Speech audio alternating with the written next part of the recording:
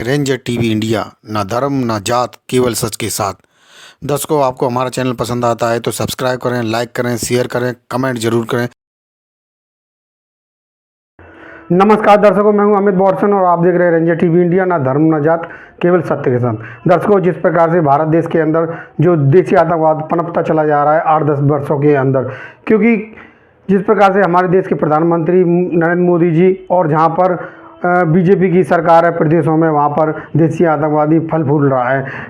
दर्शकों, जिस प्रकार से बहराइच में जो आतंकी हमला हुआ है उसका कारण केवल डीजे है। डीजे साउंड जिस प्रकार से तेज़ी से बजाया जा रहा था, वहाँ के लोगों ने जो थोड़ा बोला कि आप कम आवाज़ में बजा लीजिए या थोड़ा सा स्लो कर लीजिए, इसी को देख के जो देसी आतंकवादी जो धर्म की आड़ को लेकर उन पर चढ़ाई कर दी और उनके परिवार वालों को मारने पीटने लगे और उनके घरों पर चढ़कर जिस प्रकार से राम गोपाल मिश्रा के द्वारा जो घर पे जो लगा हुआ था हरा झंडा, उसको उतार कर फेंक दिया और अपना भगवा झंडा लहरा दिया।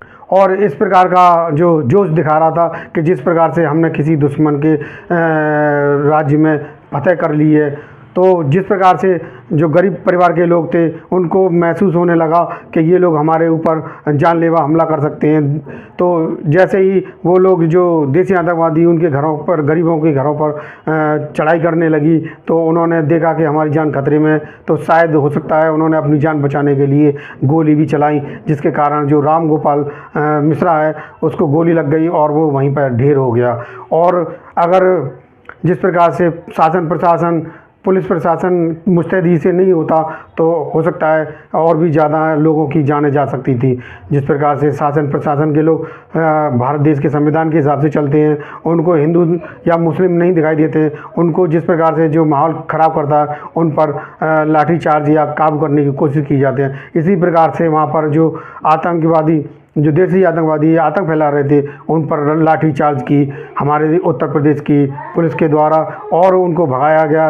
वरना अगर पुलिस वहाँ पर नहीं होती तो हो सकता है और भी लोगों की जान माल का खतरा हो सकता था, किसी भी गरीब परिवार के लोगों की जान जा सकती थी। तो दर्शकों, जिस प्रकार से हमारे देश के प्रधानमंत्री नरेंद्र मोदी जी और उत्तर प्रदेश के मुख्यमंत्री योगी आदित्यनाथ जी को जिस प्रकार से घमंड हो गया है कि अब हमारे अलावा किसी की सरकार नहीं आएगी, तो सरकार तो हम समय समय पर बदलती रहती हैं।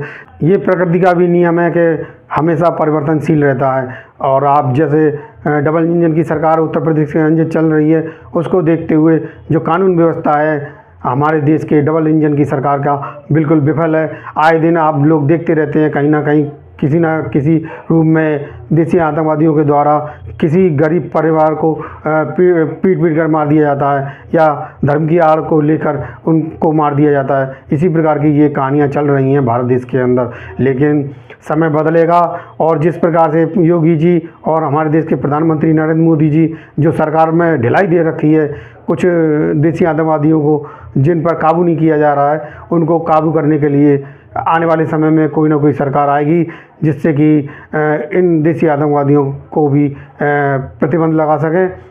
जबकि आप लोग जानते हैं कि जिस प्रकार से आपने ईंट पत्थरों का जो फेंकने वाला दृश्य कश्मीर के अंदर, जम्मू कश्मीर के अंदर देखा था, लेकिन आज ये दृश्य आपको पूरे भारत देश के अंदर दिखाई दे रहे हैं, जिसको कि हमारे देश के प्रधानमंत्री नरेंद्र मोदी जी और उत्तर प्रदेश के मुख्यमंत्री योगी आदित्यनाथ जी रोक नहीं पा रहे हैं। आप लोग दिन पर दिन कहीं ना कहीं कोई ना कोई घटना ऐसी घटित हो जाती है जिसके कारण ये पथराव भी हो जाता है और देसी आतंकवादी जिस प्रकार से गरीबों की जो ज़मीनें हैं, उनके व्यापार हैं, उनको छीनने के लिए किसी न किसी बहाने से उन पर चढ़ाई कर देते हैं और उनको भगा देते हैं, जिससे कि वो जब भाग जाएंगे तो उनकी ज़मीनें और व्यापार हम लोग कब्जा कर लेंगे। ये सोच रहे हैं कि आगे आने वाला समय ऐसा ही रहेगा, लेकिन समय ऐसा नहीं रहेगा और बदलाव होगा। और ये प्रकृति का नियम है कि बदलाव ज़रूरी है और प्रकृति हमेशा परिवर्तन करती रहती है।